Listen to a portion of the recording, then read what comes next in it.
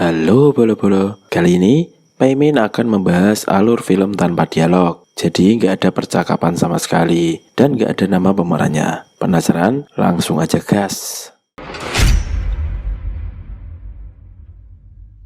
Cerita bermula di sebuah keluarga yang kelihatan kurang harmonis. Di sana ada seorang anak yang mau berangkat sekolah. Dia terlihat sarapan sendirian, sedangkan ibunya lagi mimik jahat. Di sana juga ada si bapak sebagai kepala rumah tangga. Mereka bertiga ngejalanin harinya masing-masing. Sang bapak tiba-tiba mendapatkan telepon dari selingkuhannya. Si ibu yang melihat hal itu pun jadi kesal sama si bapak. Lalu si ibu pun langsung inisiatif buat ngerebut HP suaminya. Dan karena aksi dari sang istri, bapak ini pun marah dan terjadilah baku hantam suami istri. Karena kesal dengan istrinya, si bapak ini langsung pergi untuk ketemuan dengan selingkuhannya. Dan selingkuhannya ini seorang mbak-mbak menjaga toko Madura. Pada malam harinya, mereka berdua dinner di sebuah restoran. Kegiatan mereka berdua ternyata dilihat oleh sang anak yang kita sebut saja Jisung. Jisung yang lugu ini pun cuma bisa dia melihat kelakuan bapaknya itu. Si bapak yang awalnya mau ngantar mbaknya pulang, berujung dengan kegiatan adu mekanik di dalam mobil. Namun lagi-lagi, ternyata Jisung mergokin mereka dan menyaksikan secara langsung. Dan ternyata, sang istri juga menyaksikan kegiatan itu dari jauh. Karena kesal, akhirnya ibu pun langsung neror rumah si pelakor dengan mecahin kacanya pakai batu. Pas sudah pulang, si ibu mengambil pisau rahasia yang dia taruh di bawah patung Buddha.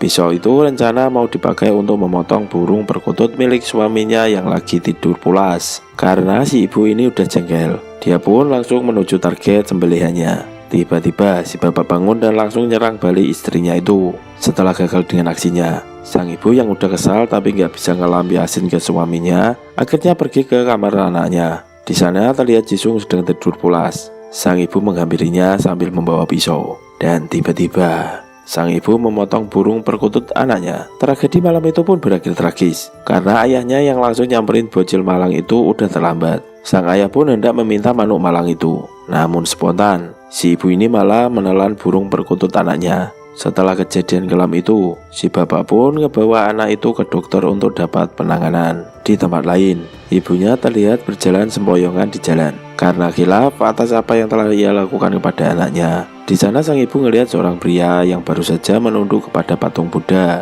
dan sepertinya sedang sembahyang. Si ibu pun langsung ngikutin arah kepergian pria itu. Di tempat lain, si ayah kelihatan sedih banget karena ia tahu kalau anaknya jadi kesulitan ngejalanin hidup tanpa manuk. Ayahnya yang frustasi sempat pengen nembakin adik kecilnya sebagai bentuk penyesalan. Tapi setelah dipikir-pikir, dia pun mengurungkan niatnya itu. Si ayah pun pergi ke dokter dan berkonsultasi. Ia berharap kalau adik kecilnya bisa dipindahin ke anaknya. Pagi hari saat mau ngantar Jisung sekolah, tiba-tiba Mbak Pelakor datang. Namun sang ayah yang sudah tobat pun menghiraukan begitu saja. Waktu di sekolah dan Jisung buang air kecil, temannya tak sengaja melihat manuk Jisung yang udah hilang. Hal itu pun membuat Jisung jadi sasaran empuk pembulian. Beruntung saat dibully, ayahnya melihat Jisung kemudian menolongnya. Karena kejadian itu, Jisung pun tak mau lagi berangkat sekolah. Jisung pun bolos ke tempat Mbak Pelakor. Di sana ia pun digoda juga sama si Mbak Pelakor yang semlehot dengan menunjukkan bodinya yang semlehot. Tapi karena sekarang si Jisung sudah nggak punya manuk, hal itu pun membuatnya jadi mati kutu dan kabur dari toko.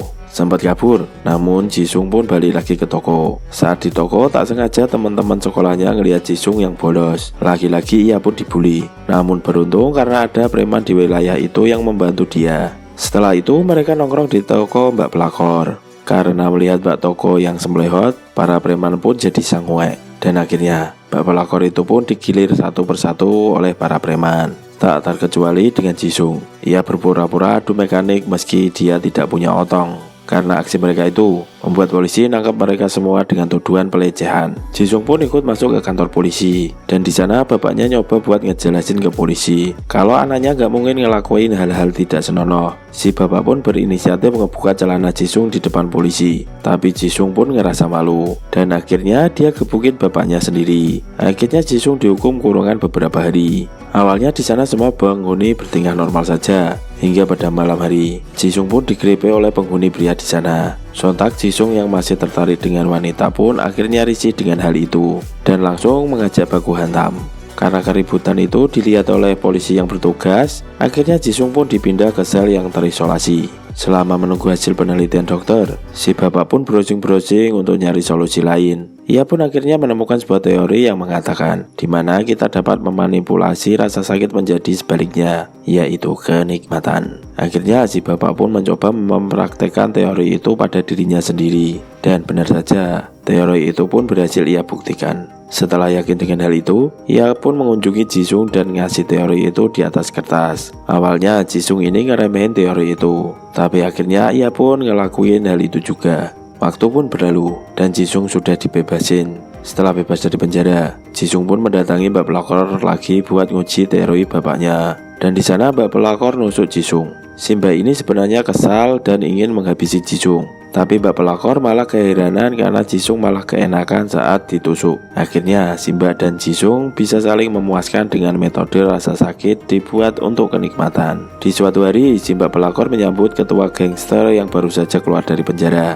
Mereka pun makan-makan dan minum-minum di rumah Mbak Toko. Karena sudah kangen dengan apemnya Mbak Toko, ketua geng pun ingin minta jatah dan mengatur posisi enak. Terlihat Mbak Toko seperti akan menyervis ketua geng. Namun nyatanya, dia kerjasama dengan Jisung untuk memotong otongnya ketua geng. Setelah terpotong, Jisung lalu mengambilnya dan membawanya pergi. Tak ingin kehilangan asetnya, ketua geng pun mengejar Jisung. Tapi sayang, mereka malah rebutan. Dan akhirnya hotdog itu pun hancur karena kelindes kendaraan di jalan. Si ketua geng pun kembali ke rumah Mbak Pelakor untuk ngamuk. Saat sedang ngamuk, Jisung pun datang dan menusuk punggung ketua geng. Kejadian itu justru membuat mereka bertiga bisa klimaks dengan menikmati rasa sakit. Sungguh fetis yang sangat aneh.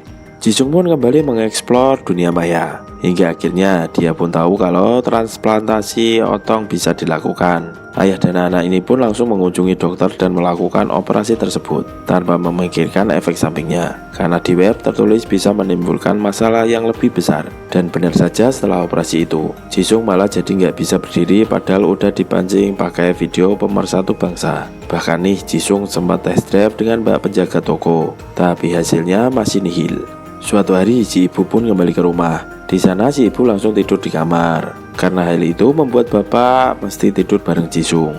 Namun tengah malam, ibunya malah pindah ke kamar itu dan nyelip di antara suami dan anaknya. Awalnya semua berjalan normal, sampai Jisung dielus-elus oleh ibunya. Dan untuk pertama kalinya, otong Jisung dapat berdiri lagi. Dan betapa kagetnya sang istri ketika ngecek otong suaminya sudah gak ada lagi. Mereka semua pun heboh. Dan Jisung pun langsung test drive bareng Mbak Pelakor.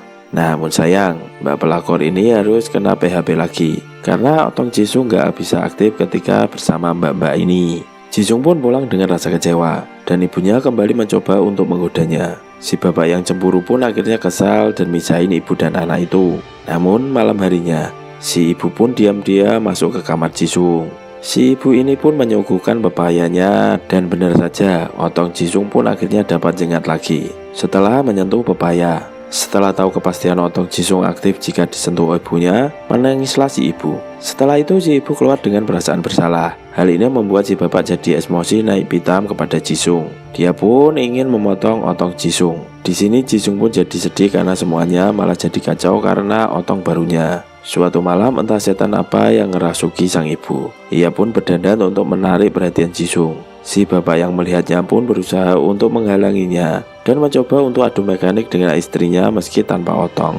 Namun sang istri yang tak terpuaskan, dia pun melawan suaminya sendiri. Si bapak yang stres dan gak kuat lagi dengan semua kekacauan ini, dia berniat untuk mengakhiri semuanya. Di dalam kamar, Jisung justru sedang membayangkan adu mekanik dengan ibunya. Tapi suara tembakan terdengar ketika Jisung baru saja puas muntahin lehernya. Ia pun keluar kamar dan mendapati kedua orang tuanya tidak bernyawa lagi. Anak itu pun sangat stres dan kacau. Ia pun memutuskan untuk mengakhiri semuanya dengan memusnahkan otong barunya yang dianggap sebagai sumber dari semua masalah ini. Dan film pun selesai. Pesan dari film ini adalah anak akan menjadi korban perselingkuhan. See you, jangan lupa subscribe dan lancar rezekinya.